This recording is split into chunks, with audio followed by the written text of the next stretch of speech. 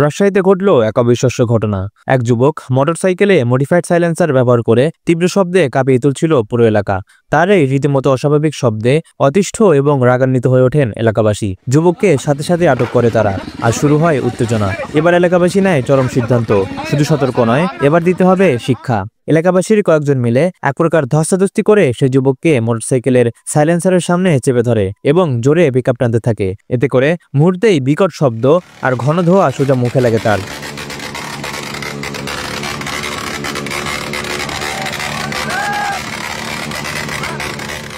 সবার চোখের সামনে ঘটনাটা ঘটলেও সৌভাগ্যবশত কোনো বড় ধরনের শারীরিক ক্ষতি হয়নি সে যুবকের। তবে মানসিকভাবে সে যে ভয় পেয়েছে তা স্পষ্টই বোঝা যাচ্ছিল।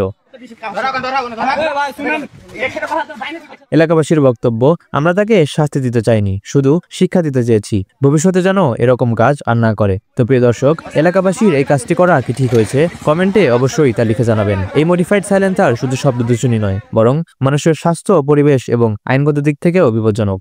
মজা করার নামে বা স্টাইল দেখানোর নামে অন্যের শান্তি ও পরিবেশ নষ্ট করা কখনোই গ্রহণযোগ্য নয়।